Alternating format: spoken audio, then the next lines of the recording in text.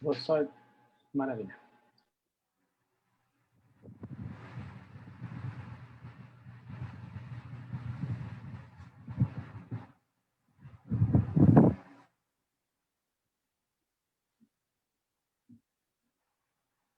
Aqui para mim deu que já está ao vivo no Facebook.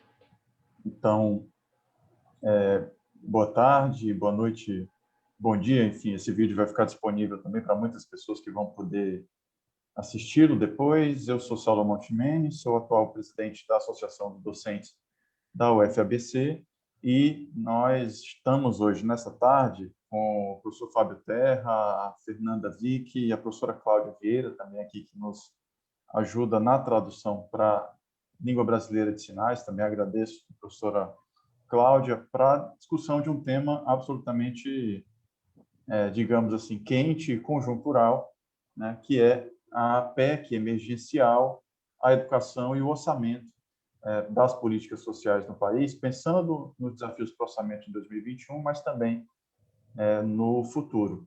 À medida que for chamando aqui os nossos convidados, o nosso convidado e a nossa convidada também para trazer minhas contribuições, eu faço a apresentação também de ambos, mas queria mais uma vez agradecer quem está acompanhando e quem vai acompanhar depois este vídeo, né, e dizer que a Associação dos Docentes da UFABC é um sindicato, para quem não acompanha exatamente os bastidores, digamos assim, da universidade, da UFABC, é o sindicato que reúne os docentes da Universidade Federal do ABC, uma universidade federal recente, né, criada na primeira década deste século, né, tem pouco mais de uma década e meia de existência, e está situada com 2 campos em Santo André e São Bernardo.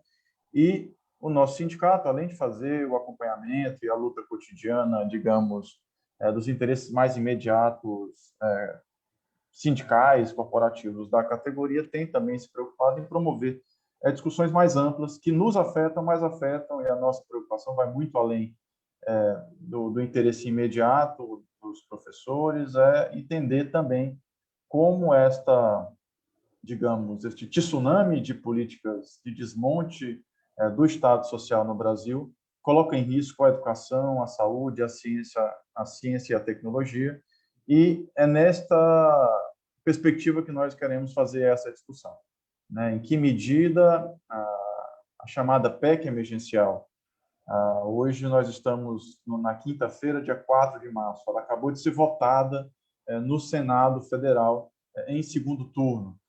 Felizmente, a versão aprovada no Senado, agora, há poucas horas, desta versão, né, nós conseguimos retirar já alguns dos retrocessos mais graves que estavam colocados, que era a proposta de retirar completamente as vinculações à reserva de recursos de gasto obrigatório em educação e saúde, a ideia de submeter e subjugar os direitos sociais a uma ideologia do equilíbrio fiscal intergeracional, né, algumas coisas bastante perversas que estavam colocadas nessa proposta, que, na verdade, constitui, né, se a gente puder olhar um pouco mais atrás, a convergência de um plano de reforma do Estado brasileiro pelo governo Bolsonaro e seu ministro Paulo Guedes. Então, nós chamamos o Fábio e a Fernanda aqui para que a gente possa entender este duplo sentido, ou seja, a nossa pergunta é essa: o que é que está em jogo? Né?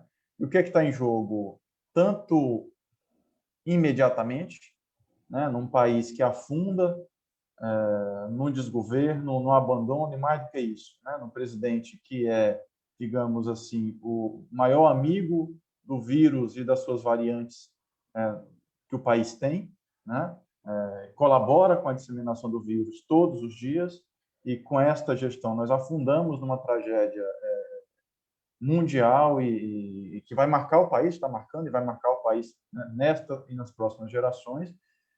Então, o que é que está em jogo agora? Né, a necessidade de um auxílio que seja aceitável para manter os trabalhadores e as trabalhadoras em condições de isolamento e de segurança sanitária, e com isso minimizar. Hoje é impossível falar em evitar a tragédia já aconteceu, está acontecendo, né, mas minimizar essa tragédia. E, ao mesmo tempo, o que está em jogo como proposta de médio e longo prazo de desmonte das políticas sociais. Nós temos denunciado que, sob o argumento de aprovar o auxílio emergencial, quase que como um sequestro da necessidade urgente que a população tem, o ministro Paulo Guedes tenta embutir um conjunto de reformas de desmonte mesmo, né, na sua visão neoliberal radical, contrária ao Estado e contrária às políticas. Fiz essa introdução geral, uma introdução, digamos, de contextualização também para justificar por que a gente acha importante manter essa discussão nesse dia de hoje. Esta proposta ela segue para a Câmara dos Deputados, a proposta de PEC emergencial, e nós seguiremos acompanhando e atuando e militando contra os pontos de retrocesso lá colocados. Mas, enfim, feita esta introdução, queria mais uma vez agradecer e passar em seguida a palavra para a Fernanda Vick. A Fernanda é advogada, especialista em direito público, em direito educacional, é servidora pública no Estado de São Paulo, é mestra em direito e doutoranda em direito do Estado na Universidade de São Paulo, e está aqui também porque é uma militante muito aguerrida, digamos assim, e quando eu falo em militante, eu falo em militante com a capacidade de reunir argumentos técnicos, elaboração técnica, mas também mobilizar isso para popularização desse conhecimento. E a Fernanda é uma militante da Campanha Nacional pelo Direito à Educação, que é uma rede de movimentos e organizações sociais que tem tido aí um papel fundamental para segurar e para evitar os retrocessos maiores, né? Ou seja, a campanha atuou fortemente e eu pude acompanhar, fazer em parte essa militância junto com a Fernanda, para evitar, por exemplo, a retirada da vinculação para a educação.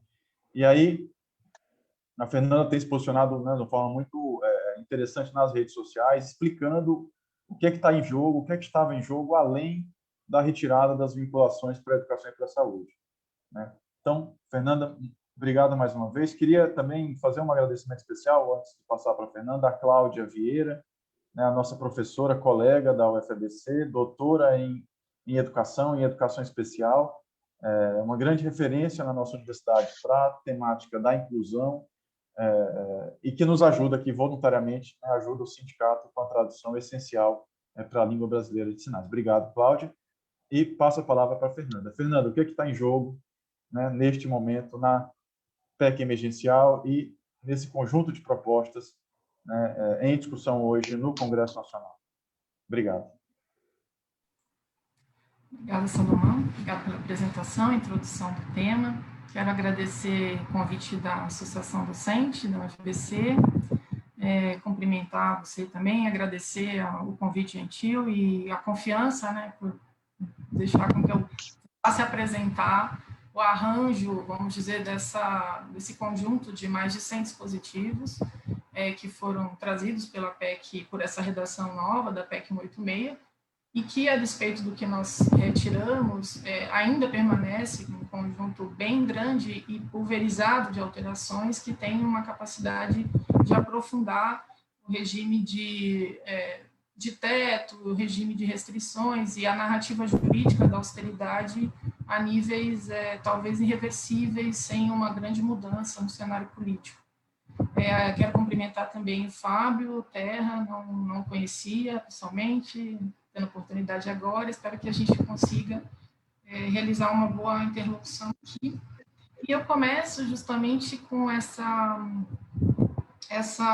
observação que eu tinha feito ao Fábio antes de começar, dessa simbiose que existe um pouco, essa familiaridade que tem a linguagem jurídica com os repertórios assim mais ortodoxos da economia, a despeito de eu não ser uma profunda conhecedora, mas eu sinto, na verdade, como militantes, atuando e tentando construir saídas para as políticas sociais, sempre, vamos dizer, um freio e uma impotência muito grande em relação ao argumento econômico. Sempre é muito difícil. Acompanhando um pedaço muito curto aí no final da tramitação das conquistas na educação para o Fundeb, né? Eu entrei para a campanha no fim de 2017, existe aí uma década antes de evolução dessa discussão, o argumento que a gente sempre observa é, ok, o que vocês elaboram, né, para demonstrar que a qualidade vai se executar ou vai se operar com esse ou com aquele critério, é muito bonito, mas, assim, vai tirar dinheiro da onde? E isso é muito impotente, porque parece que é um limite do diálogo, é o limite do debate sempre, né? E ao final ali de 2017, 2018, eu não sei quando é que foi publicado aquele livro sobre austeridade no Brasil, mas em algum momento ali em 2018 tive a oportunidade de ler e, assim, acho que traduziu bastante essa sensação de não ter outro repertório dentro do direito, a não ser o do controle de gastos, da política fiscal, e não existe outra esfera de debate, né? Então, tem uma fala dele muito exemplificativa, em que ele diz que a austeridade, acima de tudo, é um problema político que está sendo tratado como uma questão meramente contábil. Então, é a partir daí que eu tenho tentado olhar para esse conjunto de alterações e em bloco, né? Porque essa é a parte bastante difícil de você conseguir compreender o conflito e quem está por trás dele e quem são os interesses que estão sendo mobilizados. Quando as 3 PECs saíram em 2019, essa foi a sensação. Assim, são tantas alterações que a gente não consegue compreender como elas operam. E, na época, eu montei um quadro para tentar identificar em quais campos do direito constitucional, em quais campos da Constituição elas estavam mexendo e agregando, e ali já deu para perceber que, assim, parece que queria se transformar a instituição, as organizações, enfim, todas as nossas normas de finanças, de orçamento, em uma grande máquina de gestão privada. É muito aspecto que ficou patente até, enfim, de uma formação de gestão que eu tive, percebi esse debate que existe entre administração privada e pública, que a gente está sempre em tensão, e parece que é essa a tônica sempre, e isso já tinha ficado evidente já naquele tempo. Então, quando saiu agora essa PEC 186, e a gente já estava esperando, na medida em que houve algumas ocorrências políticas na semana anterior, e esse assunto estava dado como negociado nessas, enfim, traquinagens aí no Congresso e em presidência, e aí nós já estávamos aguardando. Então, assim que saiu, essa foi minha preocupação, de olhar a 186, da forma como ela estava agregando todo o conjunto de alterações que vieram antes nas 3 PECs, né? Na 186, na 187 e na 188. Eu não sei se eu preciso, enfim, compartilhar, porque, assim, a tela, vou ver se eu conseguir bem, senão é mais um roteiro de apresentação, para não me perder aqui, são tantos... Vou ver se eu consigo, senão eu vou falando aqui. Acho que eu não consigo, Salomão, se você puder colocar. Eu não sei se eu fico de lado, como é que é? Parece que o Salomão, pelo menos para mim, está travado. Não sei se para você também, Fernanda. Também está. Bom, então eu vou, enfim, dialogando aqui, porque era só de organização mesmo do conjunto de alterações. Fernanda, né? Não sei se você me escuta, desculpa, mas acho que você pode seguir, eu vou tentar aqui fazer a reprodução, mas não conte com isso, já vi. Tá bom, ok, tranquilo. Bom, é mais para não deixar vocês tão enfadados aí, poderem acompanhar a discussão junto, porque são muitas alterações, né? Então, assim, para situar um pouco, já tinha colocado, a PEC 186 de 2019, esse relatório apresentado na semana passada, ele trazia mais de 100 dispositivos, trazia a previsão da desvinculação, não vou me ater nisso, porque, enfim, já foi apresentado, e trazia essa discussão sobre que reverbera bastante o discurso que está colocado no Plano Mais Brasil, né, na apresentação que foi colocada o ano passado, de uma tônica fiscal, da forma como nós vamos lidar com a crise e com a dívida pública. Então, existe apenas esse locus de discussão. E só para situar um pouco, dentro da Constituição, esse tema, as alterações estão basicamente concentradas no título de tributação e orçamento, mas especificamente em orçamento. Apenas ali, enfim, uma ou outra norma que está situada fora desse conjunto duro, do 163 ao 169, são efeitos paralelos que elas precisam articular. Então, nesse local que trata de orçamento. Então, isso é bastante sintomático. E também no ADCT, né, no 109, então, assim, eu não vou trazer tudo, eu vou trazer esse conjunto para falar desse mecanismo de ajuste fiscal que se torna, aí, na minha opinião, um modelo permanente de gestão. E esse 109 também, que é o regime de teto da União, que entra também numa espécie de regime fiscal de emergência. Né? E aí a tônica mais importante, e aí ao final eu faço os créditos pertinentes à Hélida Graziani Pinto, né, que publicou um texto bastante interessante no fim de 2019 com essa temática, o quanto que a gente foca, o quanto que eles estão tratando especificamente da sustentabilidade da dívida pública como um único valor, mas não no seu aspecto integral, porque a dívida pública ela tem o aspecto do orçamento e das despesas, mas tem também esse âmbito que para o direito à linguagem não é tão familiarizada, que é da política monetária, da política, enfim, moeda, câmbio, não é realmente a minha praia, não consigo nem ter repertório para abordar. E aí, o 163 começa trazendo essa alteração, incluindo um inciso dentro da norma geral de finanças, né, colocando a regra da sustentabilidade da dívida e apresentando isso como...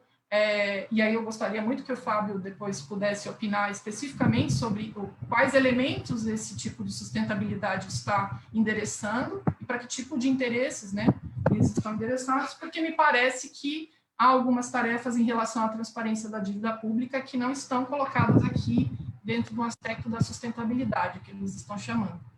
Na sequência, a gente tem o 164A, que também vai falar da política, que seria um adendo do 164, que fala, inclusive, de moeda, Banco Central. O 164A entra como, colocando a sustentabilidade da dívida como valor da elaboração das políticas fiscais, de forma a manter essa dívida que assegurem essa sustentabilidade. Então, vai amarrando juridicamente dessa forma. Depois, o 165, né, coloca como parte da LDO a necessidade de estabelecer as diretrizes de política fiscal também e metas em consonância com a trajetória sustentável da dívida. E depois também aquilo que ela incorporou em relação à vedação de fundos e despesas, né, impedindo aí a vinculação de receitas públicas e não só de impostos, essa foi a alteração, enfim, também faz uma guarda específica para proteger algum tipo de fundo ou de reunião de ativos que estão relacionados à proteção e ao pagamento da dívida pública. E, na sequência, coloca... aqui o estado, e aí na sequência já traz, então, o estado de emergência fiscal com seus gatilhos. Eu não sei se ficou faltando alguma coisa sobre a dívida, mas eu acho que era isso. Bom, então, esses são os valores, né, que estão colocados em torno da narrativa da proposta. E nesse sentido, o equilíbrio fiscal intergeracional, eu juro, eu tentei procurar alguma coisa para ver se existia alguma literatura a esse respeito e mal encontrei, e encontrei num outro sentido, na verdade, enfim, de intergeracional aí como uma forma de lidar com todo esse problema, inclusive trazendo a possibilidade de discutir qual a melhor forma de financiar o presente, se seja por tributação ou se seja por esse tipo de expediente. Então, acho que eles conseguem, inclusive, torcer aquilo que é colocado no campo aí da contabilidade ou da economia, e eu gostaria muito de ouvir a esse respeito.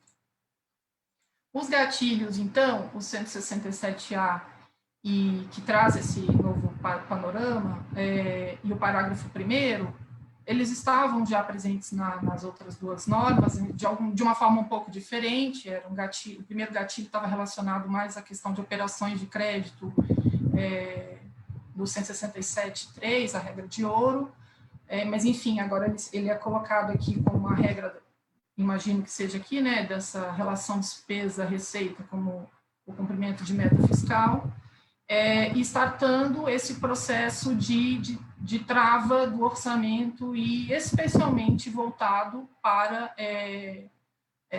incidir sobre o serviço público, porque de forma direta está se relacionando ao gasto com o servidor público.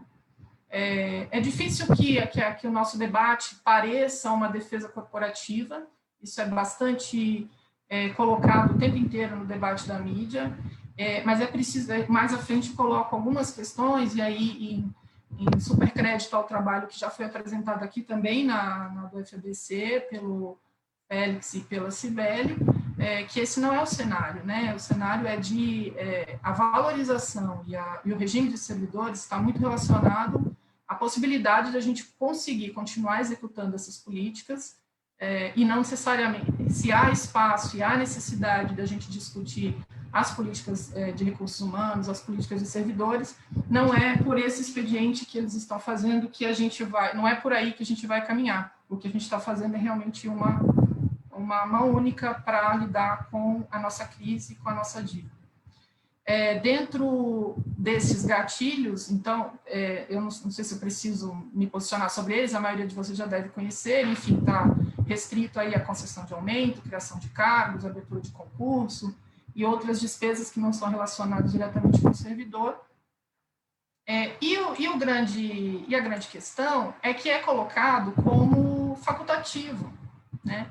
Mas isso é posicionar muito mal o debate diante da crise de arrecadação, diante da redução do papel da União em função da emenda do teto, para aquilo que, enfim, eu ouvi essa semana passada um debate no Observatório do Conhecimento, a qual que a Associação de Docentes também integra, muito rico, com 5 economistas, se eu não me engano, Laura Carvalho, Armínio, e, enfim, vários economistas, e a discussão era que é necessário que a gente repense a possibilidade do horizonte para enfrentar essa dívida, para enfrentar essa situação, porque não é uma situação comum. Quer dizer, essa reforma já foi pensada dentro de uma linha ideológica que nem estava relacionada com o nosso contexto. Nós já estamos tratando de dificuldade de pagamento nos estados e municípios em função,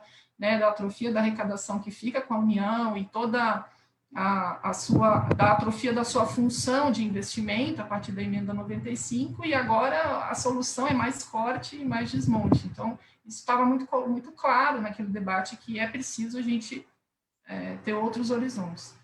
E esse estado de emergência fiscal não é facultativo, e, na minha opinião, ele subverte o federalismo, porque colocando como condição a operação de crédito com a União, para estados e municípios, você simplesmente sujeita esses dois entes a entrar nesse tipo, né? Enfim, na nova regra de regime fiscal, de engessamento, porque eles não têm de onde tirar, eles não têm como produzir, emitir títulos, eles não têm como, a não ser a própria arrecadação, e a não ser que a economia avance.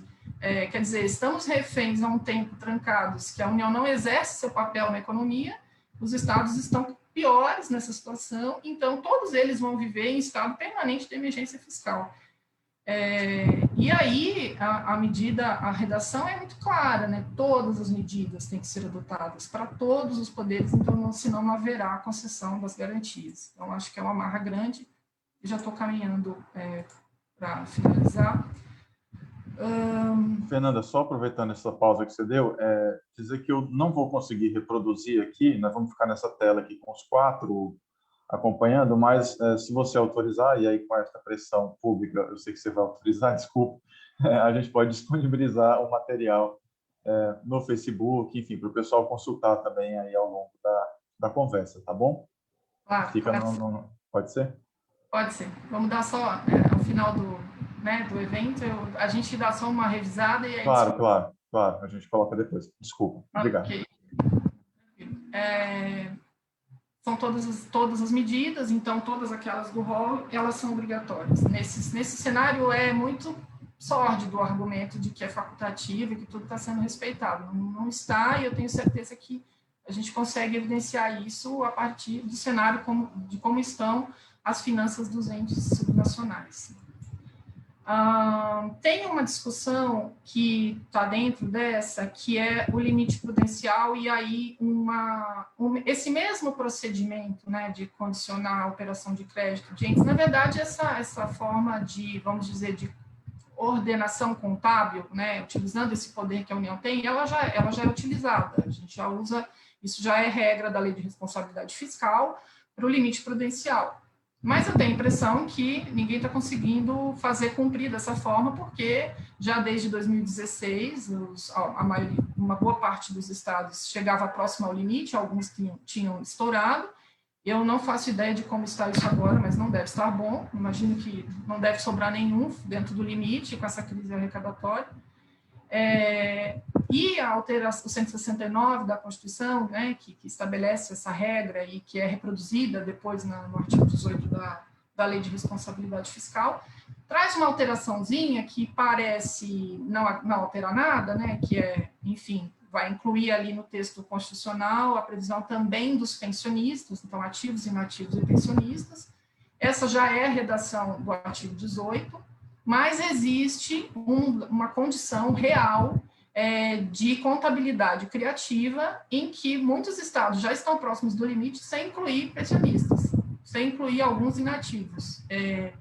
Tanto é verdade que existe uma ação proposta pelo Partido Novo, pedindo uma ADC proposta ano passado, pedindo o cumprimento integral dessa regra e colocando aí o relatório dos tribunais de contas que tem feito essa manobra para não colocar dentro do limite prudencial a despesa com inativo e pensionistas. Eu não sei aí qual a proporção que eles têm feito. Enfim, existe uma realidade de endividamento sem uma despesa incluída na rubrica. Você imagina o que será isso agora. Mas a pior parte é que temos uma lei constitucional, uma lei complementar, publicada no início desse ano, que coloca uma norma de uma obrigação de eliminar o excesso à razão de 10% a partir de 2023, sob pena de não ter, enfim, aí já é o gatilho normal do próprio dispositivo, que é não ter acesso à operação de crédito. Ou seja, vai ter que desmontar, vai ter que, enfim, executando aquela norma do 169, que diz que quando você atinge, do 169 da Constituição, e quando você atinge o limite prudencial, você vai reduzir 20% de cargos em comissão, exonerar servidores não estáveis, e vai fazer a perda de cargo dos estáveis em última opção. Isso vai acontecer, porque se você coloca os inativos e os pensionistas dentro dessa conta, eles não vão poder, enfim, a despesa não vai deixar de existir, você vai ter que cortar em serviço, você vai ter que cortar em estrutura. E isso é particularmente peculiar, engraçado para alguns estados que, depois da emenda 19, criaram servidores contratados por concursos, empregos públicos, nas fundações, aqui o Estado de São Paulo é cheio, eu, inclusive, sou servidora dessa categoria, que não são estáveis. Esse é o entendimento que tem sido dito, né? Enfim, todas as fundações do Estado de São Paulo, criadas de 99 para cá, tem várias, serão extintas, podem ser extintas, enfim, nessa regra, mas também os servidores estatutários. Então, a gente não sabe o que vem, porque isso está colocado como um gatilho ativo, né? Assim, antes você tinha uma regra, um limite, agora você tem uma norma proativa de vamos diminuir a razão de 10% ao ano. Então, esse é o cenário. Também no ADCT, no 109, traz a regra específica para o teto emergencial, vamos dizer assim, para o estado emergencial da despesa da União, do teto de gastos, e na mesma lógica, né, a proporção de 95% receita e despesa, e coloca lá a possibilidade na vedação de admissão de contratação de pessoal, a mesma regra de contratação temporária e essa possibilidade aí dos militares.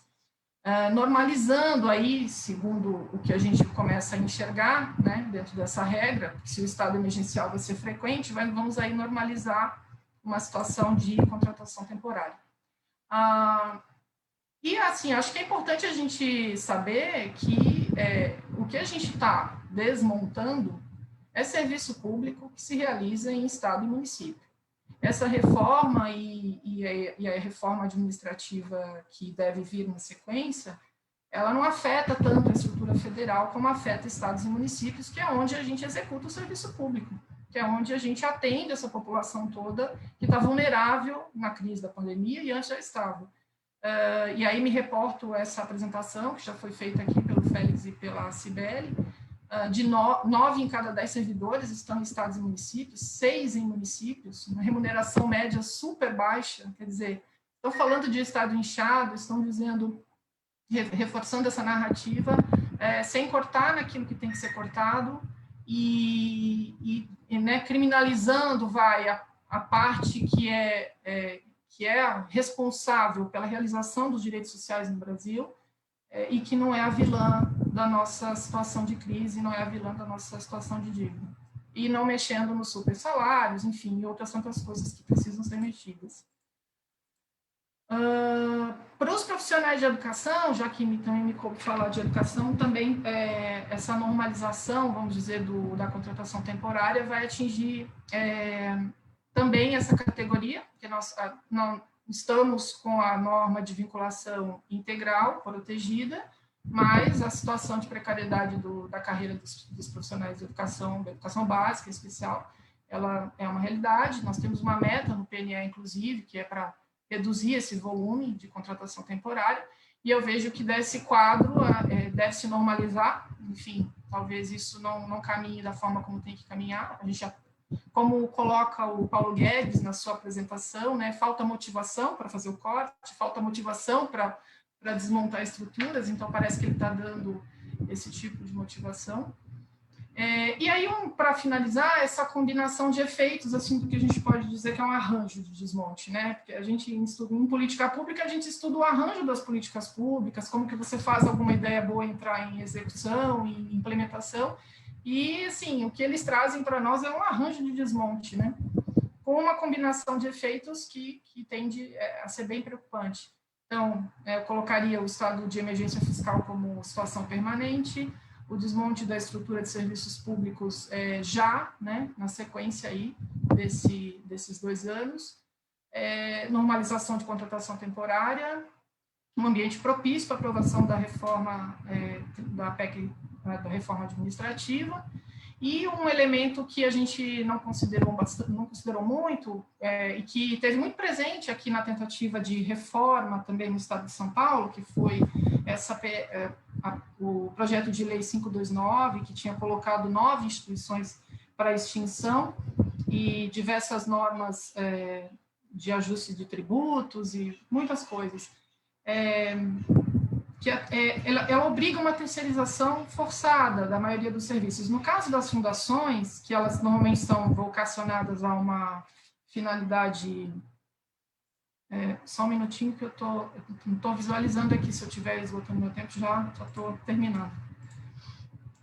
Que tem essa vocação de algumas finalidades específicas, algumas foram criadas há mais tempo, como a FURP, que fazia remédios e que fazia remédios a baixo custo, que era padrão, inclusive, de referência da contratação e da compra de remédios da iniciativa privada, a Fundação ITESP, que faz toda a gestão de informação de território e regularização de áreas devolutas.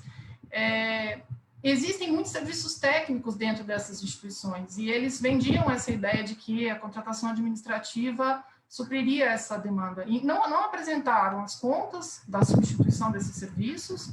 A gente sabe que isso para começar, enfim, já é muito mais caro quando você compra diretamente, você vai fazendo compra do particular. Mas tem uma coisa que é de desestruturação, microinstitucional, porque você desmonta a estrutura inteira, você não tem mais como operar política de controle social, a participação, o controle, o questionamento dessa política pública nos critérios que a política pública desenvolvida dentro da estrutura, ela vai apresentando seus resultados, ela tem servidores que formam um corpo técnico interessado, ela tem todo um outro jogo de instituições operando para fazer, de uma certa maneira, até a regulação daquele setor, não apenas a prestação de serviços, E você tira, por exemplo, um importante elemento de controle judicial, porque tudo passa a ser tratado na lógica da contratação, e na contratação não se entra em termos de controle judicial. Você não entra nisso, você não debate essas coisas. Então, você está desmontando de um nível a um nível, assim, difícil de se recuperar se isso for para frente. E, enfim, agora eu acho que passo a palavra para o próximo, para o Fábio, estou querendo muito ouvi-lo, mas queria bastante te escutar sobre essa questão do outro lado da dívida pública, e aí faço referência a esse texto da Hélida, que coloca exatamente a falta de regulamentação da dívida imobiliária federal, dos limites globais da dívida da União, e a dificuldade que a gente tem de saber quanto se paga de juros e como isso é controlado para esses investidores do Tesouro, e esse é um dos aspectos mais nebulosos da discussão que não é colocado em pauta, e a gente não tem repertório para discutir isso em outros campos, a não ser na economia, e se torna um debate que para a gente é impossível de sustentar, e é bastante difícil essa impotência de comunicar esse respeito, porque só o que nós temos no pensamento jurídico, na estrutura do pensamento jurídico, é a austeridade, o controle das contas e o orçamento. É isso. Obrigado, Fernanda. Antes de passar para o Fábio, te agradecer mais uma vez pela contribuição. A Fernanda tem essa característica de um rigor analítico, né? Vocês perceberam, vai nos detalhes, aqueles detalhes que são importantes, né? Que é onde mora o perigo, digamos assim, né? Se você deixa passar o famoso jabuti, né? Ou seja, está lá colocado, mas ninguém foi olhar, né? Então, a Fernanda tem essa característica mesmo, por isso que ela foi chamada aqui para olhar de fato, né? Debulhar para a gente o que é que tem nestas propostas, além, digamos assim, daquelas medidas mais que chamaram mais atenção, digamos assim, da mídia e dos movimentos. Então, obrigado, Fernanda. E, além disso, a Fernanda ainda deixou uma pergunta para o Fábio, né? Ou seja, uma pergunta aí né, bastante importante, né? Fazendo essa articulação também, né, de como esta proposta agora, que sequestrou o debate do auxílio emergencial, que é urgente, tenta engatilhar uma reforma administrativa, né, e ela conhece a experiência do debate em São Paulo e já faz a tentativa de antecipar também o que seria isso, né, caso se o governo de fato consiga, né, fazer essa articulação que o Paulo Guedes pretende, que de articular a aprovação do auxílio emergencial, não só a essa PEC, mas a reforma administrativa, né, e a essa tentativa de desmonte das condições de contratação, de carreira pública, quebrar as carreiras públicas no meio. E a Fernanda mencionou também uma atividade que fizemos ano passado, coordenado pela professora Carolina Stuck, com a Cibele, da professora Cibele da FGV e o professor Félix do IPEA, analisando especificamente o tema da reforma administrativa. Esse material todo está no YouTube do FEBC. Então, quem estiver acompanhando agora ou for acompanhar depois, quiser ver o nosso acervo também de debates, esse debate e os anteriores, né, estão disponíveis, estarão, no caso desse, estão os demais, na página YouTube da associação. E curtam lá a nossa página. Mas eu passo, então, para o Fábio. Fábio, mais uma vez, obrigado. O Fábio, acho que eu travei aqui um pouquinho, eu tinha caído, mas voltei, não me machuquei, estou bem. E aí travei agora um pouco, mas só dizer que o Fábio é colega, professor da UFABC, doutor em economia, pós-doutor também em economia, e tem participado bastante, é um colega que muito nos orgulha, porque além do trabalho, né, cotidiano na universidade, na pesquisa, no ensino, na extensão, participa muito ativamente também do debate público, né, da disputa de narrativa, para usar essa expressão que tem lá suas controvérsias, né, mas em torno dos temas econômicos, né, e tentando quebrar essa ideia hegemônica que tentam nos colocar pelos veículos de comunicação massivos, enfim. Então, obrigado, Fábio, mais uma vez, a palavra está contigo. Obrigado, Salomão, pelo convite, pelas generosas palavras. Para mim é sempre um prazer imenso estar aqui conversando contigo e com a AD. Boa tarde também a Cláudia E, Fernanda, um prazer pessoalmente lhe conhecer e saiba que é muito bom tê-la aqui nessa mesa e, sobretudo, para mim, a sua apresentação inicial me facilita a apresentação.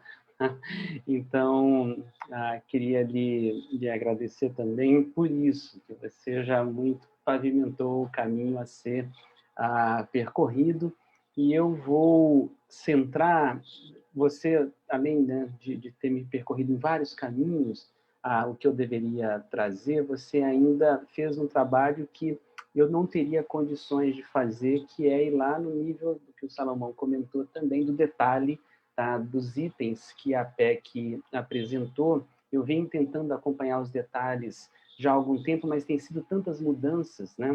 Ontem eu li, inclusive, à noite, o complemento de voto que o Márcio Bittar fez para tentar entender o que mais vinha mudando, né? Mas era muito detalhe, então eu vou partir para uma discussão de um cunho um pouco mais geral, tá? Do que essa PEC é, e claro, vou entrar na PEC ao final da minha fala, e aí também faço as negociações com o que você trouxe, tá? Sobre a gente olhar para os três lados que compõem as finanças públicas. A gente está falando aqui de gasto primário, que é a formação do Estado de bem-estar social brasileiro. Tem o outro lado, que é o financeiro, que é o que eu converso muito com a minha querida amiga Hélida, tá? Que a gente falou dela aqui algumas vezes, aproveito para mandar um grande abraço, que é o âmbito financeiro, e tem um lado tributário também, que a gente precisa lembrar, finanças públicas é um conjunto disso tudo.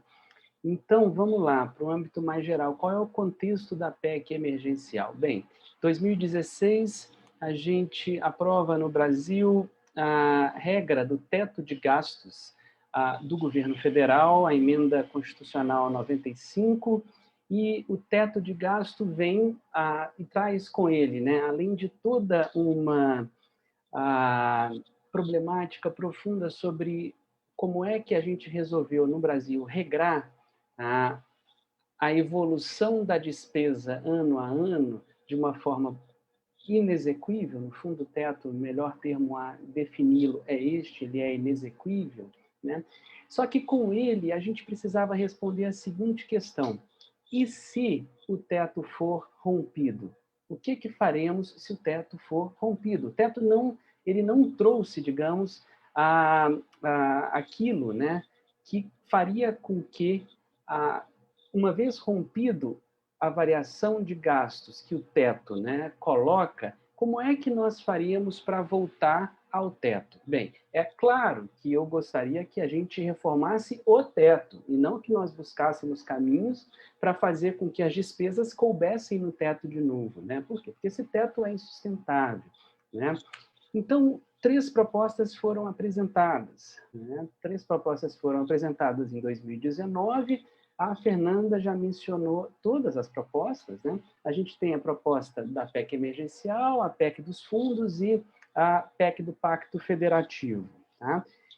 Bem, vem 2020, 2020 traz consigo essa horrorosa pandemia que vivemos, e aí essa discussão ficou, digamos, em banho-maria. No fundo, a urgência de se resolver as questões, as mazelas que vêm com a pandemia, essa urgência faz com que o debate sobre como é que a gente coloca os gatilhos que fazem as despesas voltarem ao teto, tá? Isso fica em banho-maria.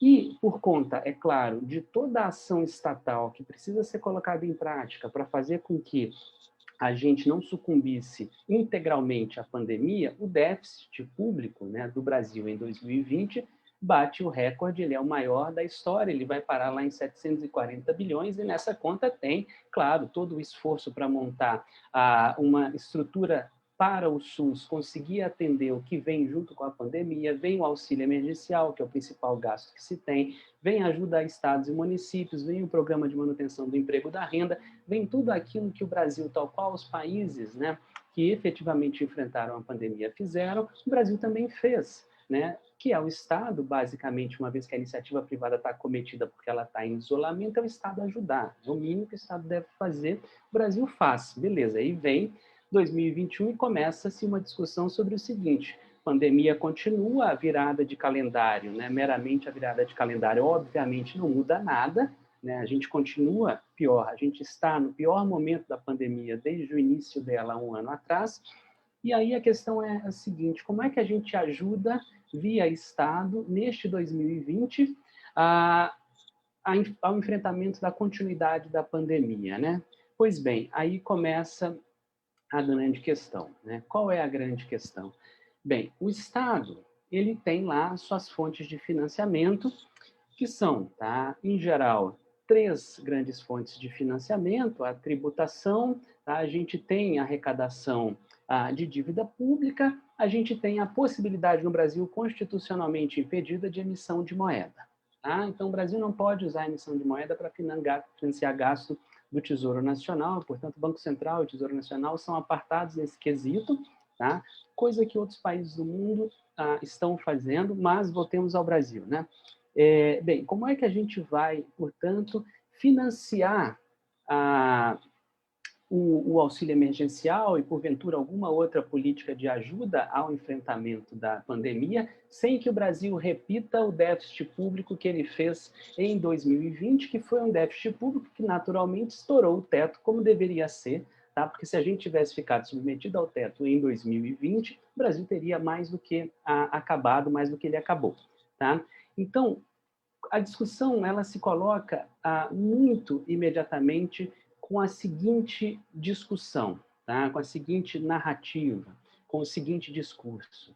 Para que a gente possa oferecer um auxílio emergencial, a gente tem que construir uma contrapartida, porque o Estado precisa fazer com que as suas finanças públicas sofram, desde agora, um ajuste, uma consolidação. Então, é uma mão tá lavando a outra mão, no sentido de que, para se oferecer um maior gasto para se pagar o auxílio emergencial, esse maior gasto, que a PEC ontem definiu que tem que ficar em míseros 44 bilhões de reais, tá? O que permite 5 meses de auxílio emergencial ao valor de mais ou menos R$ 250 para 40 milhões de pessoas, tá? Então, para pagar isso daqui, o Estado brasileiro vai ter que adotar, junto com isso, medidas de ajuste fiscal.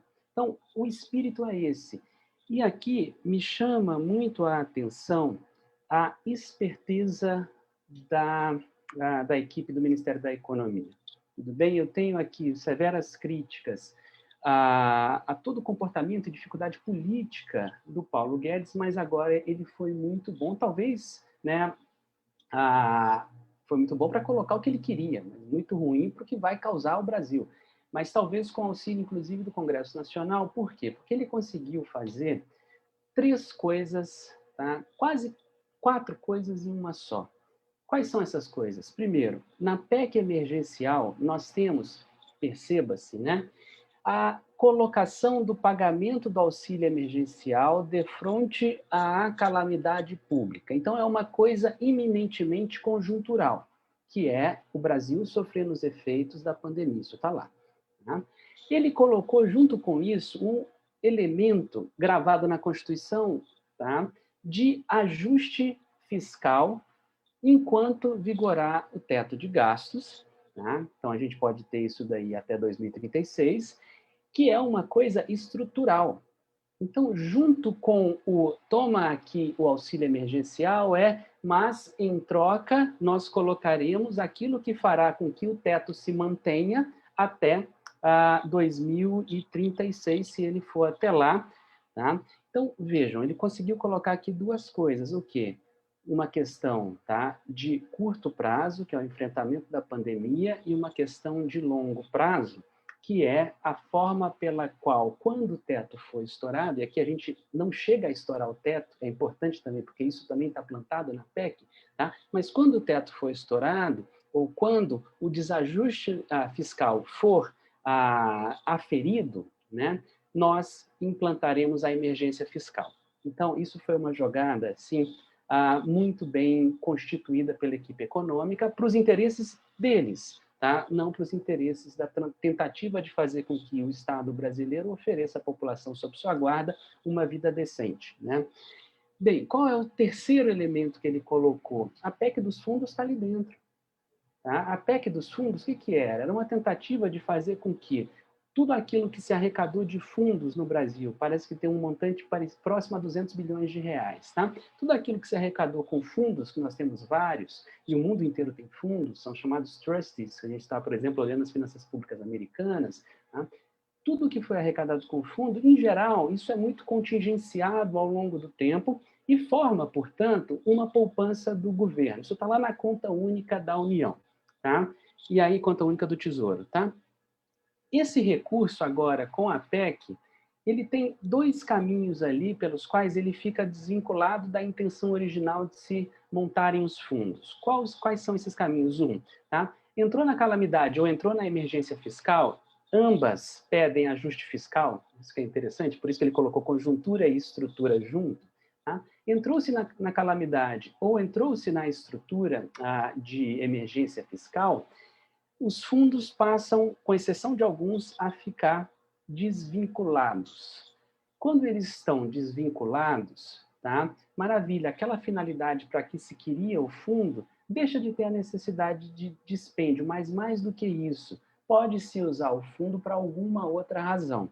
E aí são duas razões. Uma, se precisar para enfrentar a calamidade, usa, tá? Mas se não, vai pagar a dívida pública. Tudo bem? Vai amortizar a dívida pública. Então, tem um terceiro elemento aí, que era uma PEC lá atrás, tá? E agora está colocada dentro da PEC emergencial. Tá? Então, são já 3 coelhos numa cajadada só e tem uma quarta, né, cajadada que é dada sobre as finanças municipais e estaduais, porque a PEC emergencial coloca também a questão de se as despesas correntes de estados e municípios superarem 95%, tá, das receitas correntes de estados e municípios, decreta-se emergência fiscal, e daí entram todas as formas pelas quais o Estado reduzirá a sua despesa primária, fazendo com que, portanto, em algum período de tempo, com essa redução da despesa primária, se saia da situação de emergência fiscal. Tá? Então, a tal PEC do Pacto Federativo, a PEC dos fundos, a PEC emergencial, todas elas estão contempladas nessa agora só chamada PEC emergencial, e dentro dela está lá também uma questão conjuntural, que é basicamente como é que lidaremos com a pandemia, ou seja, como é que pagaremos a calamidade pública, e nisso, perceba-se, a calamidade pública vai exigir também contrapartida fiscal. Logo, o que a gente estabeleceu no Brasil foi mais uma imensa, tá, contenção de despesa primária. Tudo bem? Essa é a lógica geral da PEC emergencial colocada hoje no segundo turno, aprovada hoje no segundo turno no Senado, ontem à noite aprovada em primeiro turno, né? E vejamos como é, crucialmente, que essa PEC coloca o ajuste fiscal. É sobre funcionário público. Tá? É isso. E é sobre funcionário público, porque eu não sei qual a razão, se é uma falta de vontade de vários colegas economistas de entender como é que um Estado funciona.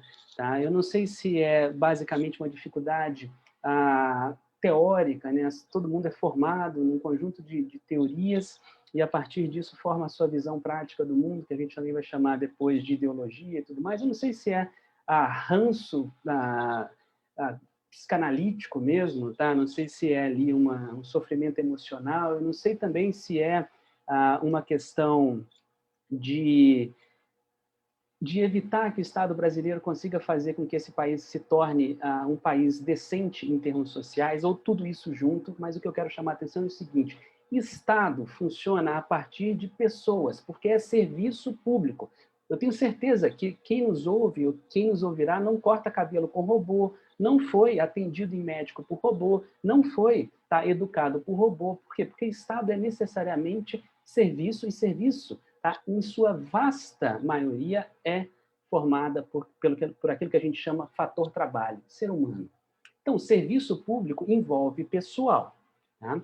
O que é que, basicamente, o ajuste fiscal, seja agora para permitir que a calamidade pública seja implantada, é necessário um ajuste fiscal, ou seja, para a gente fazer o ajuste fiscal, também economistas chamamos de consolidação fiscal ao longo do tempo, a reparação se dará quase que exclusivamente sobre o funcionalismo, né?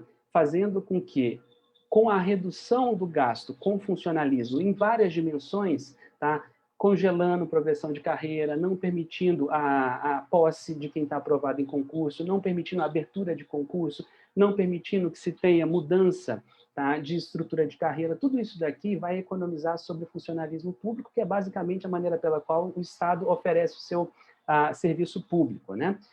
E isso daqui tem só um outro elemento que fará com que a gente tenha uma tentativa de ajuste fiscal, que é a redução dos subsídios, né, tributários, o chamado gasto tributário que a União oferta, né? Então, a União oferta um conjunto hoje de 250 bilhões de reais de renúncia de receita, tá? Essa renúncia de receita, ela é, por exemplo, a Zona Franca de Manaus, é o Simples, ela é a dedução do imposto de renda, né? Então, tudo isso forma uma desoneração, benefício tributário, uma abertura de mão, uma renúncia de receita que a União faz, né? Aqui nós também poderíamos ter o ajuste fiscal acontecendo, mas perceba-se, renúncia de receita não é, tá, coberto, por exemplo, pelo teto de gastos. Renúncia de receita não entra naquilo que será agora o gatilho para se entrar na emergência fiscal, que não é estourar o teto, é antes disso. Qual que é agora o limiar, o gatilho para se entrar numa emergência fiscal? Quando 95% das despesas obrigatórias federais, tá? Quando nós tivermos o patamar de 95% das despesas obrigatórias federais sobre o total de receitas primárias da União. Tá? Então, vejam, o que sobra basicamente, né? Existe uma longa discussão sobre o que é receita, a despesa obrigatória da União. Tudo bem? Crucialmente, despesas obrigatórias são duas, pessoal e juros. Tá? Depois a gente tem uma vinculação que não é a fórceps, efetivamente, se a gente vai, a Fernanda sabe falar isso muito melhor do que eu, se a gente vai na força da hermenêutica do que é a discussão sobre direito financeiro, tá? O que se tem é uma vinculação, mas não uma obrigação efetiva de realização do pagamento. Bem, então tem esse primeiro problema. Mas, de certa forma, tá, isso está dado lá na convenção do que é, em geral, as finanças públicas brasileiras, como é que se organiza, portanto, despesa obrigatória. Mas a despesa obrigatória, tá, ela não é o total da despesa primária, embora a despesa obrigatória seja, em geral, primária, ou seja, não financeira, tá? Porque nós temos uma outra natureza de despesa, que é a chamada despesa discricionária, e ali dentro estão, basicamente, crucialmente, investimentos. Tá? A gente tem algumas formas de inversão financeira, mas que aí tem uma discussão sobre primária, se é financeira, e nós temos ali dentro também outras despesas de custeio e capital, que são basicamente despesas que a Presidência da República e alguns ministérios fazem para poder executar, de alguma forma, aquilo que é a política mais de governo. Tá? Enquanto que as despesas obrigatórias, em geral, elas querem formar mais uma orientação de Estado, de longo prazo. Pois bem, dentro das despesas obrigatórias do Brasil, a gente tem uma que ocupa 60% das despesas totais do país, chamada Previdência Social. A Previdência Social, ela cresce, tá, vegetativamente, de alguma forma, e ela não tem a mesma correspondência que existe, por exemplo, nas despesas demais primárias serem, no máximo, elevadas pela inflação. Porque, por exemplo, a despesa com Seguridade Social não quer saber, por exemplo, se as pessoas estão engravidando mais ou menos. Tá? As despesas com Seguridade Social, por exemplo, elas não conseguem controlar, ninguém se controla se as pessoas estão aposentando mais ou menos. As despesas com Seguridade Social, por exemplo, elas não levam em consideração se as pessoas estão sofrendo mais acidentes e vão precisar de auxílio à saúde. Tá? Então, o crescimento delas é acima da inflação, e isso, ao longo do tempo, vai pressionar, tá, a despesa previdenciária contra o total das outras despesas. E agora a gente tem, com a PEC emergencial, o seguinte: quando 95% quando as despesas obrigatórias se tornarem 95% do total das despesas primárias do país, eu sei que são muitas categorias, tá? É chato, papo de economista tem isso. A gente entra na emergência fiscal regulando, tá, só sobre a oferta de serviços públicos primários, que serão basicamente, tá, dado a forma pela qual o orçamento brasileiro funciona, não de hoje, mas já há algum tempo, será crucialmente sobre, por exemplo, educação, porque dos funcionários civis federais, 50% são professores de institutos federais, de universidades federais, ou são os técnicos administrativos. Então, a gente percebe daí sobre quem, de fato, entrará, né, o ajuste fiscal que agora está contratado constitucionalmente, agora não, mas vai passar com pouca mudança na toada que está indo. Né? E aí eu vou, para concluir, estou falando já há 20 minutos, e permitir que a gente converse depois sobre várias coisas, fazer a conversa com a questão que a Fernanda trouxe, né? Dos vários lados que nós temos nas finanças públicas. Percebamos, eu não consigo sequer dizer que para não dizer que não falei de flores. Né? Se a gente olha, por exemplo, o conjunto de subsídios que a PEC emergencial exige que o governo, né, a União, passe a deixar de conceder, né? Tudo bem, aqui é uma coisa que deveria ter sido feita já há algum tempo, tá? Em várias frentes, tudo bem? O conjunto de subsídios dado pelo Brasil é muito grande, ele equivale a quase 10 Bolsa Família, tá? A programa Bolsa Família ao ano, tudo bem? Maravilha. Mas, vejamos, se a gente está falando efetivamente de finanças públicas, né, a gente tem três lados. Nós temos o lado das despesas financeiras da União. Dou só um exemplo. Se a gente aumentar neste ano a taxa Selic para poder fazer algum controle, né, das expectativas de inflação e da própria inflação, se a gente aumentar 2 pontos percentuais a taxa Selic, tirando-a de 2 e levando-a a 4% ao ano, o gasto financeiro da União, só com a dívida pública indexada à Selic, subirá 48 bilhões de reais. O que a PEC emergencial permitiu que se desse, né, de auxílio emergencial agora em 2021 são 44 bilhões de reais. Portanto, a gente tem que, de alguma forma, lembrar sempre que existe um lado financeiro das finanças públicas que é muito pouco conversado, é muito pouco entendido. Tá? Aqui, só para fazer o diálogo com a Élida, eu converso muito com ela, não é limite, não vai ser limite que vai resolver, como não é o limite que resolve, por exemplo, a PEC do teto. Tá? Não é limite, a gente tem que entender aqui a operação. Tá? Vai ser mais processual do que meramente colocar camisa de força. Camisa de força não faz ninguém ficar calmo. Tá? E aí a gente tem um outro lado, que é o lado das receitas.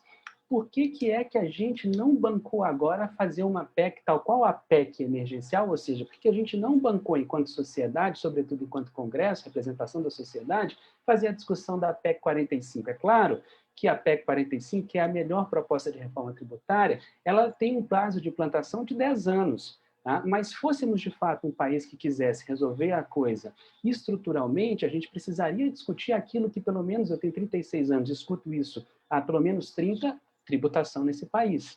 Tá? Se a gente fizesse, por exemplo, tem sempre algum extravasamento, alguma elisão fiscal, mas se a gente fizesse só a implantação de lucros e dividendos, que se fala muito, a gente teria uma arrecadação, tá, estimada de até 50 bilhões de reais. Se a gente tornasse a tributação brasileira mais eficiente, o próprio processo de facilitação de conta faria com que a gente arrecadasse mais. Tá? E, claro, mais rico tem que pagar mais imposto nesse país. A gente não precisa falar de uma tributação, de uma reforma tributária neutra. Mas a grande questão é que a gente não fala de reforma tributária. E por quê? Vamos lá para encerrar. Porque nesses três âmbitos, quais são? Primário, tá? Âmbito das despesas e receitas primárias, âmbito das despesas financeiras e âmbito da tributação, quem são os atendidos, né? O lado primário é quem paga, como eu insisti aqui muito, usando todas aquelas categorias e tal. O lado primário é a oferta de serviço público para a população que está sob guarda de algum Estado. Esse é o âmbito primário, né? Esse é o âmbito que mais chega a pessoas. E num país de renda média baixa e de população carente como o Brasil, é claro que as pessoas precisam do Estado. E é por isso que o gasto do Brasil, em termos primários, não é desprezível, mas é a forma pela qual a gente tem para reduzir a indigência que, se não fosse o Estado, vigoraria, tá, nesse país alastradamente. Bem, é sobre essa daqui a ponta, talvez, que mais atende, isso com certeza, mas talvez a ponta mais dispersa, a ponta que lida com as pessoas mais pobres desse país, que sempre o ajuste vai se dar. Por quê? Porque na ponta da tributação, quem se dá bem, tá, é classe média A e B para cima. Tudo bem? Né? Classe média A e B para cima são os mais ricos. E na categoria das despesas financeiras, quem está recebendo todo gasto é renda de alguém. Então, o gasto do Estado é renda de quem recebe esse gasto. Tá? O gasto do Estado com meu salário é minha renda. O gasto do salário com juros da dívida pública é quem tem título da dívida pública que recebe. Tá? E aqui a gente tem também, tá, tal qual os beneficiários da isenção tributária, da nossa muito mal distribuída forma de arrecadação tributária, quem recebe os benefícios, né, quem recebe renda do pagamento de juros, são as pessoas que têm capacidade de poupar e comprar a dívida pública. Né? Então, a gente lida no âmbito da tributação e no âmbito das despesas financeiras com quem tem poder nesse país. Tá? E a gente lida no âmbito das despesas primárias com a população brasileira mais alastrada, o maior volume de população brasileira, que, como sempre nesse país, não é ouvida, não se preocupam com. Tá? Então, cai sobre ela justamente porque ela tem, em última instância, né, o menor poder. E aí é sempre fácil demais falar, né, que o problema não é, digamos, aquilo que o Estado tem que pagar, aquilo que o Estado tem que remunerar quem oferta o serviço público, mas tem que chamar o servidor, que é quem oferta o serviço público, de marajá, de privilegiado, porque é mais fácil falar desse jeito do que realmente mostrar o que é que o servidor público faz. Ele faz o Estado.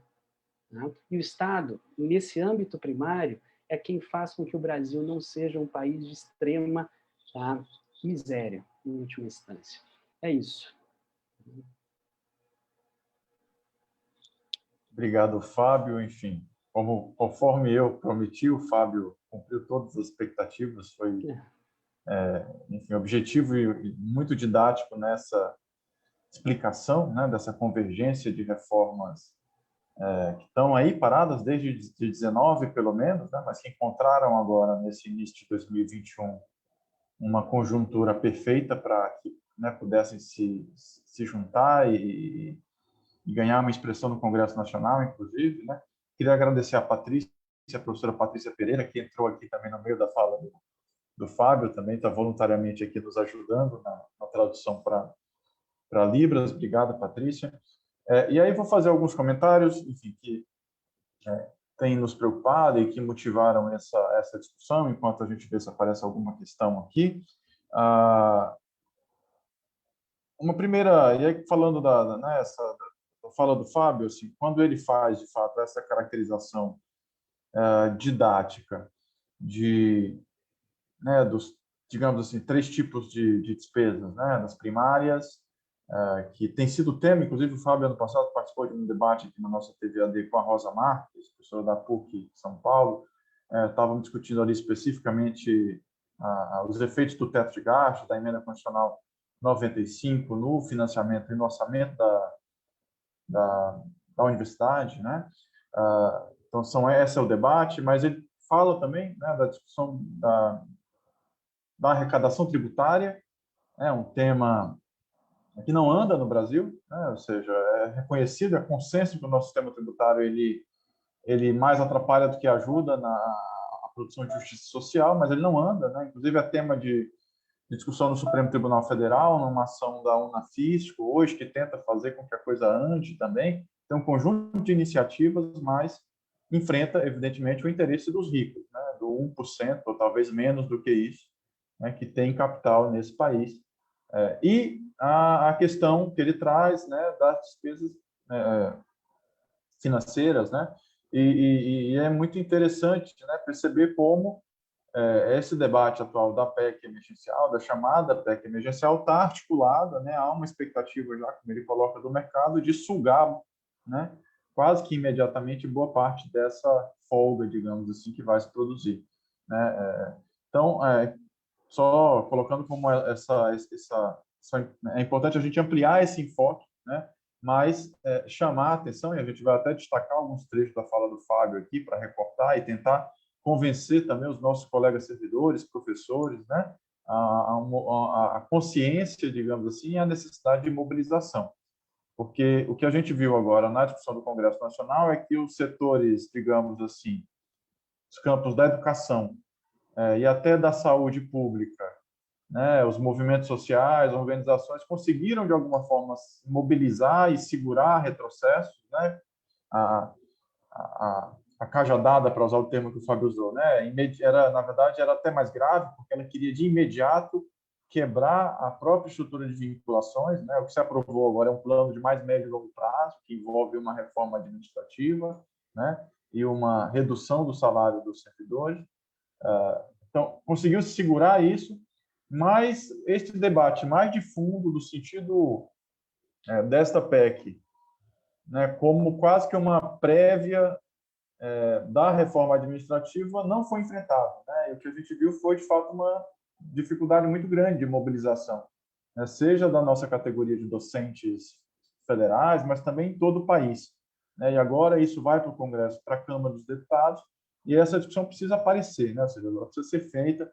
Inclusive, nesse sentido, a nossa associação está realizando, juntamente com a do Unifesp e os sindicatos e instituições estudantis da Federal da ABC e da Federal de São Paulo, 2 atos públicos, né, na sexta-feira, dia 5, às 18 horas, um ato público em que nós vamos ouvir um pouco da conjuntura e das dificuldades e da possibilidade de resistência com o deputado Alencar Santana, do PT de São Paulo, e a deputada Sâmia Bonfim, do PSOL, de São Paulo. E na próxima terça-feira, dia 9, às 19 horas, o deputado Alexandre Padilha, que inclusive foi ministro da Saúde, também vai poder falar sobre o tema da Covid, enfim, também na perspectiva de quem ocupou o ministério, e o deputado Ivan Valente, do PSOL São Paulo, né, foram convidados a partir de uma deliberação da Assembleia da Associação Docente, que decidiu convidar parlamentares que historicamente têm trabalhado na criação e consolidação das universidades públicas em São Paulo. Lamentavelmente, não são tantos deputados que têm feito esse trabalho, e aí esses foram os deputados convidados em função desse critério. Queremos ouvi-los, porque nos preocupa esse momento, né? E essa perspectiva que o Fábio coloca, de estarmos encomendando, né? E a Fernanda apresenta muito bem no detalhe, né, encomendando um desmonte progressivo da estrutura do Estado brasileiro,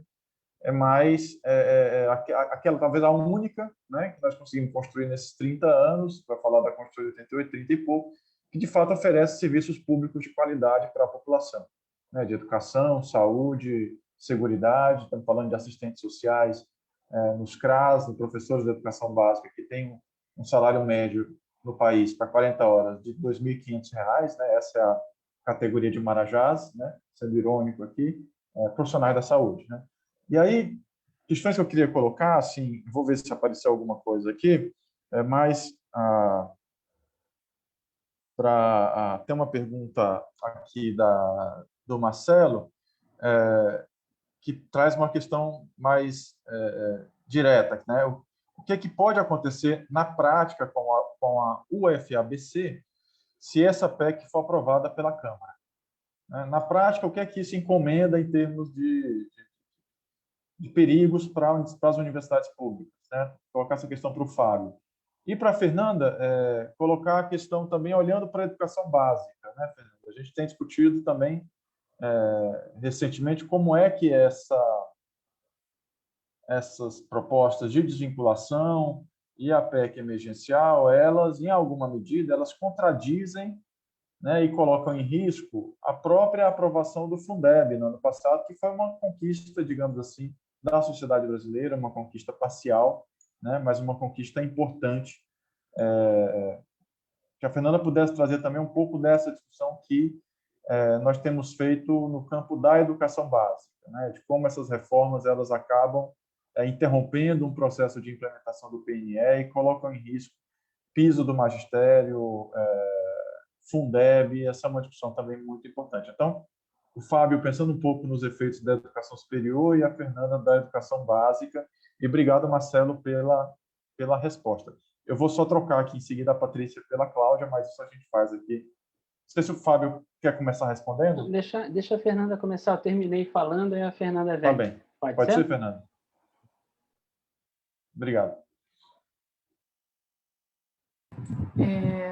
Bom, obrigada, Salomão, pelas considerações. Obrigada, Fábio, Eu tinha ouvido falar que você era bem didático para explicar. Realmente, fica bastante claro, né, que é bem endereçado, é só para um lado mesmo. O corte sempre vai ser para um lado só. E confirma, assim, um pouco da percepção que a gente tem de que não existe estrutura para dialogar dentro do nosso campo aqui, do campo do direito, das políticas públicas, em outra chave, né? Essa discussão, a gente fica dependendo aí de boas ideias e de pessoas corajosas para colocar, assim, assuntos e pautas menos ortodoxas para a gente compreender. Quando saiu a primeira versão, né, com a desvinculação, a primeira colocação do governo para arrefecer os ânimos do campo da educação, a educação básica e as conquistas do Fundeb é que a reforma não revogava o 212A, né, que era o modelo, a base na qual opera o fundo hoje constitucionalizado de forma permanente, né, antes estava no ADCT.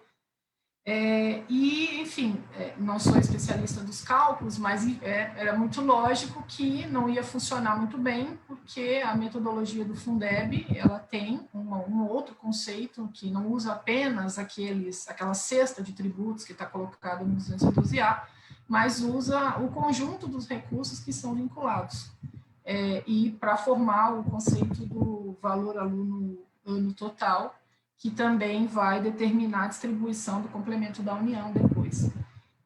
E essa aqui é um pouco da dificuldade da gente comunicar, é um debate muito técnico, né? Então, o governo solta uma informação dessa para as pessoas que, no geral, não dominam esse tipo de discussão técnica e a ideia passa. Então, foi bastante importante a mobilização da campanha para demonstrar que, com a desvinculação, a gente teria um corte razoável de quase 100 milhões por ano, né, na educação, e isso acho que tornou a proposta bastante insustentável. Mas, assim, ainda que a gente preserve os recursos, a gente tem um plano de educação, um PNE aprovado em 2014, de forma participativa, em que tudo isso foi construído com uma história de anos antes, né, que vinculou aí que vinculou 10% do PIB como meta de investimento para a educação. Não vinculou, no sentido foi uma conquista. Hoje a gente aplica algo em torno de 5% do PIB. A gente deve avançar um pouco mais com o aumento do complemento da União, mas, enfim, também com o cenário de arrecadação baixa, eu não faço ideia dos números, como isso vai operar. E a gente não avança no planejamento, a gente não avança nas diversas metas que já nos primeiros 5 anos já estavam quase todas condenadas a não se cumprirem, ainda que se iniciasse algum movimento para o seu cumprimento. Então, acho que para a educação básica tem isso e tem um pouco daquilo que a gente já tinha colocado a respeito de fazer avançar a carreira dos docentes.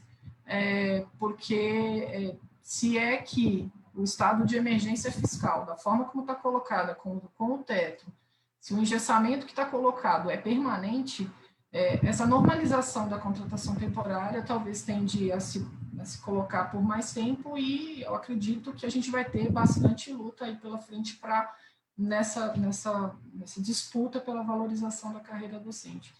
E aí eu também coloco uma coisa que tinha me proposto a abordar no final, que eu acabei, enfim, me perdendo, na questão aí dos juros e da dívida e dessa sustentabilidade, dessa vocação dessa reforma, é uma questão que é essencial para a nossa Constituição, para o nosso debate jurídico, né? A gente quer federalismo para quê? Se a gente não consegue mais. Federalismo de cooperação, que foi pensado no Brasil para você coordenar a partir da União a execução das políticas sociais, o financiamento, e não é a coordenação como a gente estuda muito em direito, a questão das normas, mas não isso, o seu poder econômico, financeiro de dirigir e de induzir esse desenvolvimento, ele fica totalmente pervertido quando você usa esse próprio poder financeiro, né, de manter, de arrecadar mais e de ter, enfim, os outros aspectos das finanças não controladas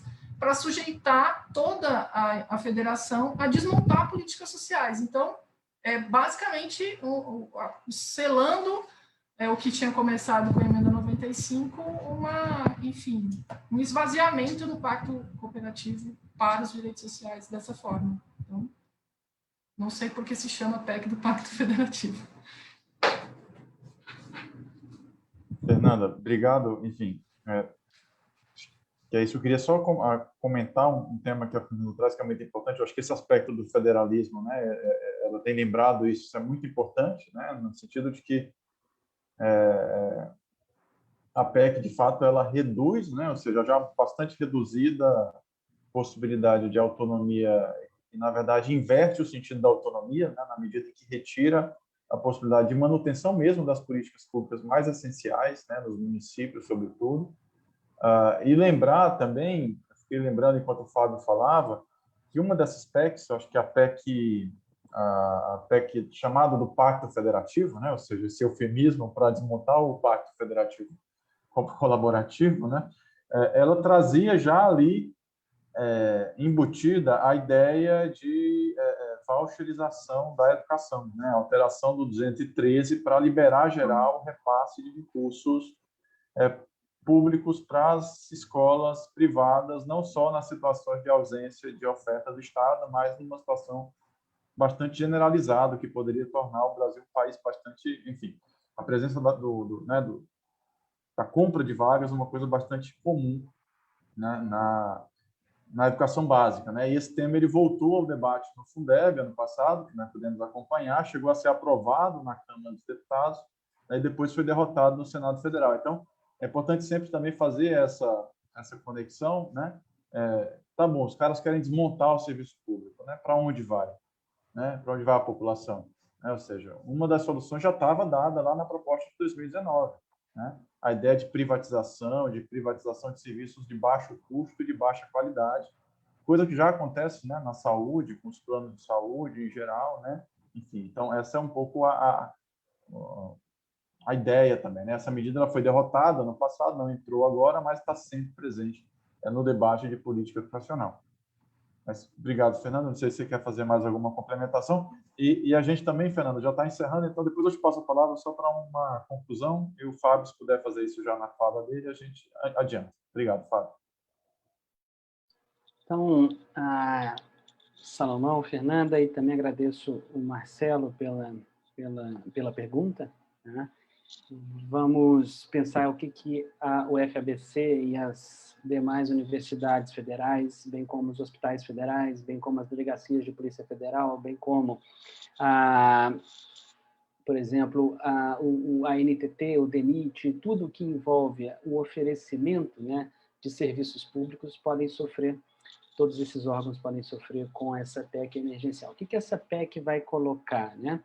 Ela coloca agora, tá, que basicamente todo o pessoal da universidade, todos os funcionários efetivos da universidade terão, tá, as suas carreiras congeladas.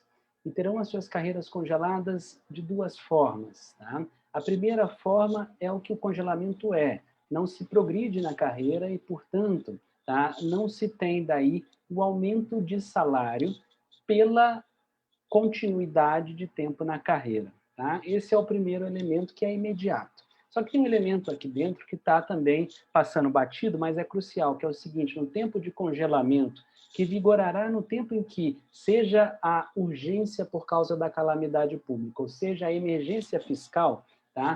O tempo em que a pessoa tiver sua carreira congelada não conta posteriormente para a progressão da pessoa. Então, tem um efeito estrutural, porque daí a progressão na carreira ficará no tempo de congelamento sem contar. Então, o efeito imediato é o seguinte: se a gente quer oferecer serviço público para a pessoa querendo ir para o serviço público para fazer o bem público, tá?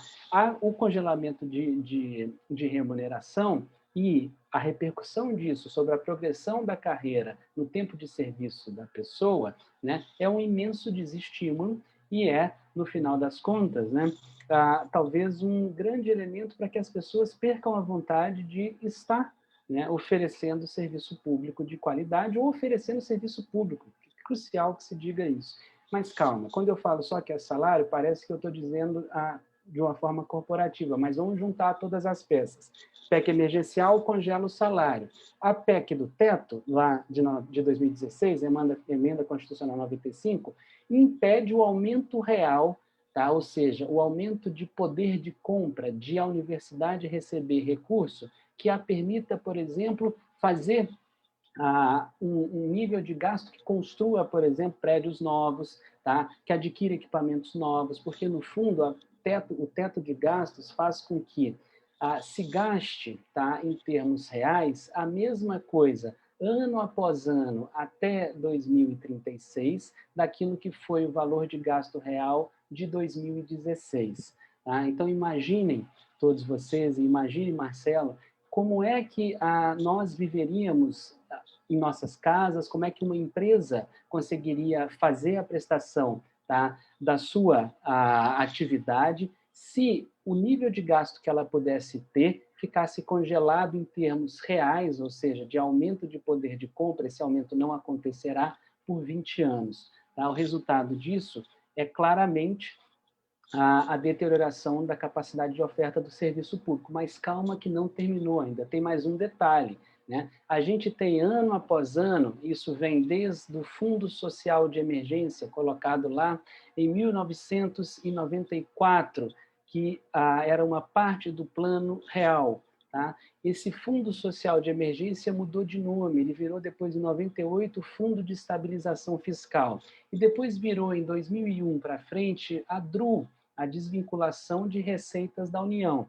A DRU é um mecanismo que permite ao Poder Executivo fazer o contingenciamento de recursos, nome difícil para uma coisa simples de entender, não gastar a receita que foi arrecadada por impostos. Então, você, inclusive, vincula a receita, por exemplo, ao FABC, ou educação, e vai fazendo as vinculações que os impostos brasileiros têm em sua grande maioria. 92% da arrecadação tributária no Brasil tem algum vínculo. Tá?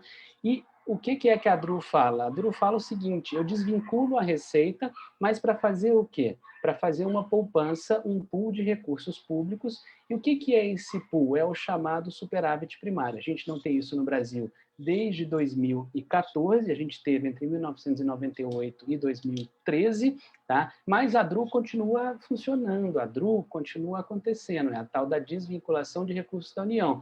E aí a DRU pode pegar um recurso que está lá no Ministério da Educação para vir, tá, para o FABC e, pum, tá, segurar, contingenciar, represar esse recurso lá. Então, somemos agora, tá, 3 elementos que farão com que, no final das contas, a UFABC e todo o serviço público federal, tá, tenha dificuldades de fazer o seu serviço ou tenha que se desdobrar para fazer o seu serviço. 1.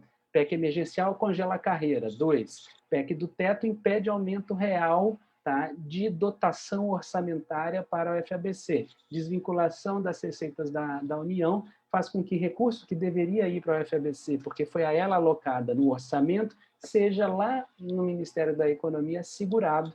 Tá? Então, some isso tudo, a gente tem um impacto sobre a universidade e, por extensão, sobre todos os órgãos públicos federais. E mais um, para encerrar, por exemplo, o Fundo Nacional de Desenvolvimento de Ciência e Tecnologia, tá, vai ser desvinculado, seja na emergência fiscal, seja, tá, na calamidade pública. Portanto, vejam como é que a proposta da PEC emergencial foi de curto e longo prazo junto, né?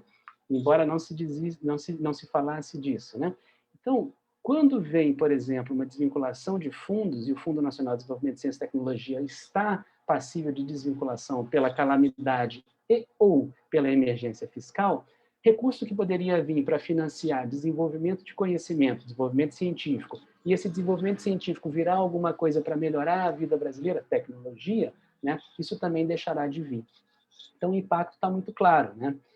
Ele vem por todos os lados e de diversas formas, e quando a gente vê esse encaixe do emergencial com o teto e com a DRU, fica claro, né, como é que o Estado brasileiro vai ser acometido por toda essa narrativa e esse monismo, essa forma única de se enxergar a maneira pela qual as finanças públicas devem ser conduzidas. E aqui, como o Salomão pediu para fazer já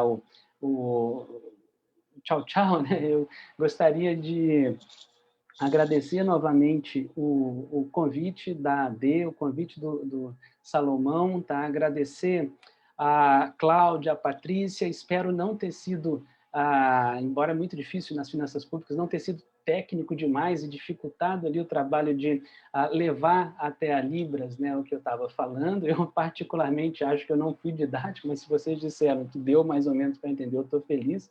Obrigado, Fernanda, pela conversa, tá um prazer conversar contigo, pelo todas as interações de diálogos também nas nossas falas, e a mensagem que eu tenho para trazer é a seguinte, né? A gente precisa de alguma forma, e há 20 anos, desde que eu comecei a estudar economia, eu escuto a mesma coisa, né? A gente precisa de alguma forma mostrar para as pessoas que as finanças pessoais, as finanças familiares, não tem nada a ver com as finanças públicas, e que as finanças públicas, elas são o meio, tá? As tentativas de se construir, de fato, no Brasil, uma sociedade inclusiva, de se fazer um processo civilizatório, que foi aquilo que foi acordado na nossa Carta Magna de 88, tá? E que foi uma tentativa, depois de 488 anos de existência desse país, de fazer com que a maioria da população fosse assistida de alguma forma. Então, a Constituição Federal de 88, ela não quis fazer um estado de bem-estar social no Brasil por bel prazer. Ela quis fazer um estado de bem-estar social no Brasil porque a gente estava há quase 500 anos, tá, sendo um estado e uma sociedade para 1% dos brasileiros, né? E para isso, portanto, a gente precisa custear esse Estado, né? Então, quando as pessoas vêm falar que a gente precisa fazer ajuste fiscal porque o Estado brasileiro, né, constituiu-se enquanto, né, uma república federativa que não cabe no orçamento, a gente tem que inverter essa lógica.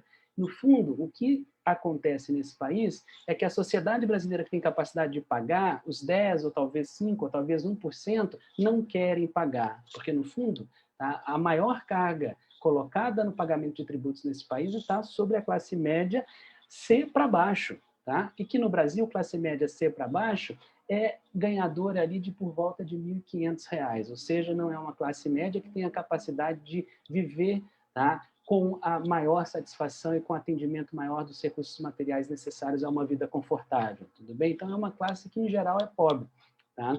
E aí tem que se chamar a atenção de que existem várias formas de se conduzirem as finanças públicas. Preocupação com dívida pública é fundamental, mas é óbvio que, em meio à pandemia, se colocar uma política de ajuste fiscal significa basicamente que a gente está deixando, enquanto a iniciativa privada está acometida pela pandemia e pelo isolamento social, o Estado de mãos amarradas para poder ajudar a própria iniciativa privada, sejam empresas, sejam pessoas.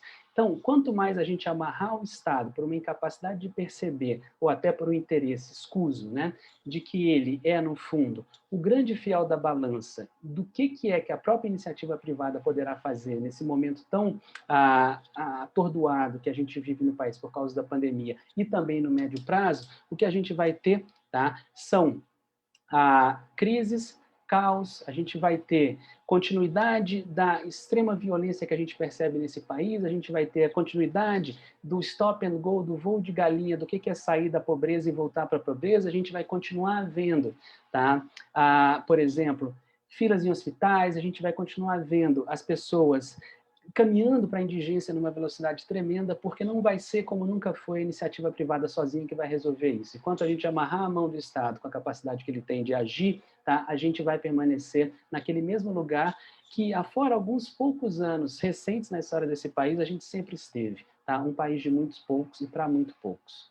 É isso. Tá? Obrigado, Salomão, pelo convite e parabéns pela iniciativa da TV, tá? AD, e que venham assim, várias outras dessas conversas, porque elas são fundamentais para trazer alguma coisa diferente para esse mesmo do mais do mesmo que a gente sempre vê nesse país. Obrigado, Fábio. Não vou nem falar muita coisa para não estragar, né? Mas vou só aproveitar essa deixa que você colocou no final.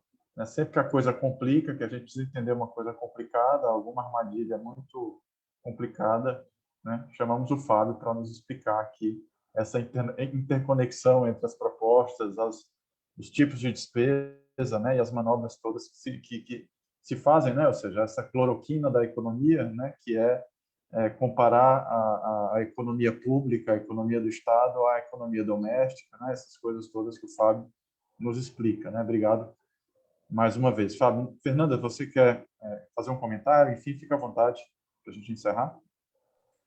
Eu queria era agradecer, né, a confiança para fazer o debate, para tentar traduzir aí um pouco dessa boiada de normas, como a gente colocou lá, né, no fio.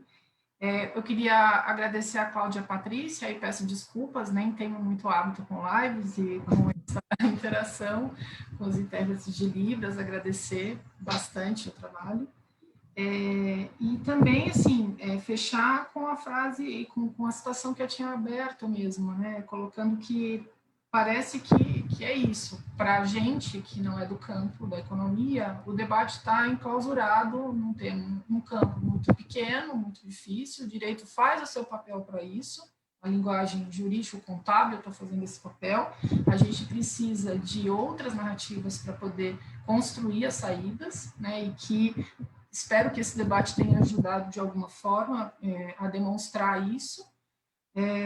E responder em especial a uma provocação que a gente sempre escuta, que nossa posição é amadora, romântica, militante, né, por desejar algo que não é possível, e me parece que o outro campo dos interessados aí também é bastante ligado à sua própria causa e só não tem sido colocado a testar seus argumentos e a justificar suas razões, né? Então, para uma possibilidade de pensarmos saídas com uma reforma tributária ou com uma transparência maior em relação ao que tem sido feito dos serviços da dívida pública, a gente tem que dizer que somos tão militantes quanto eles, só que eles não estão dando a cara para bater. É isso, eu quero agradecer bastante. Obrigado também, Fernanda, enfim, pelo cuidado, pelo preparo. Eu acompanhei bastante, né, da preparação que você montou. Eu peço desculpas aqui em público por ter falhado aqui na técnica de não ter conseguido colocar a tua apresentação, mas a gente, né, combinou já de disponibilizar aí algum material em seguida. Isso é muito muito importante. Então, com isso, eu vou também encerrando, agradecendo a Fernanda, o Fábio, a Cláudia e a Patrícia, que estão aqui. Muito obrigado, né, a vocês aí por essa ajuda essencial. Eu realmente não parei assim para pensar, foi só quando o Fábio colocou, né, a dificuldade aí que é, nem consigo entender a dificuldade que é traduzir, né, ou seja, esse debate todo aqui. Então, toda a minha admiração a vocês, né, por isso, assim, pega de surpresa no voluntarismo, mas para a gente conseguir alcançar todo mundo, né? Que essa é a nossa ideia. Esse vídeo vai ficar disponível, certamente vai circular bastante, né? Para além de quem pôde acompanhar ao vivo, tá? Obrigado, pessoal. Então, boa tarde. Vou encerrando aqui a nossa transmissão.